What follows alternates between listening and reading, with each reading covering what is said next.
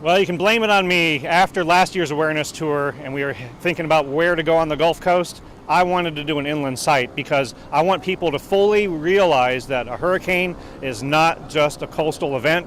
The heavy rains and inland flooding, the strong winds, the tornadoes can occur up to days after a hurricane makes landfall and hundreds of miles inland. So just because you don't have beachfront property, don't think you don't have a hurricane problem. We try to get better every year at what we do. Some of our models are being upgraded, and we're also trying to enhance the collection of products and warnings that we issue. If you know people who do live in coastal regions, you'll be glad to know that we have a new potential storm surge flooding map coming out this year that's going to show people in real time once we get to the hurricane watch where the storm surge flooding could occur. So we're taking the storm surge hazard seriously, so if you know friends and family members who live closer to the coast and they're in one of these hurricane evacuation zones, then encourage them to find out today where they would go and how they would get there if told to evacuate.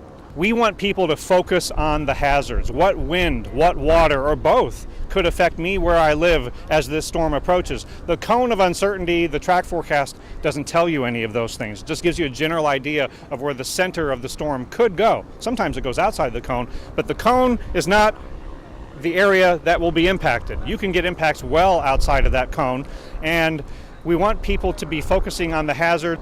I don't think it's enough for us to just hope that a hurricane or tropical storm doesn't hit us this year. That puts us in a position of weakness. And we really want to be strong against the next hurricane. So let's not let the next hurricane dictate the outcome for us, whether we live at the coast or inland.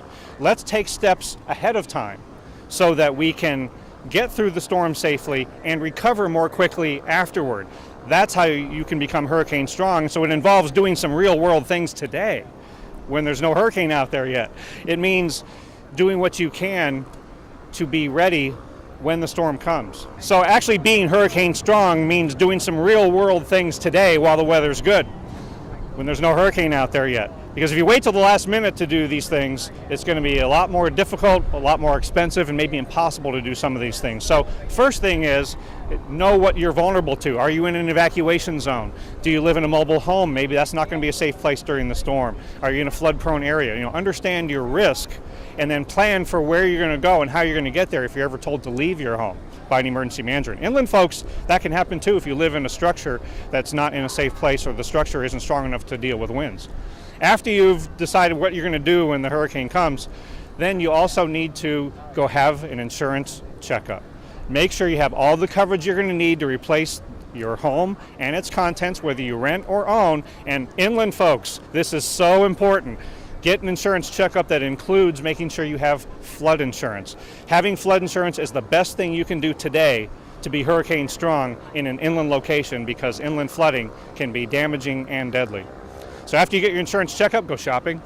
Get the supplies you're going to need to get through the storm and the aftermath. You don't want to be one of those folks who waits till the last minute and then you're waiting in this long line and then they're out of stuff you desperately need. And then do whatever you can to make your home stronger. Bring in things that could fly around in a storm, because even inland locations can have strong winds and tornadoes. So being hurricane strong is planning ahead for what you're vulnerable to, updating your insurance, shopping for supplies, and strengthening your home, and do all of that in advance.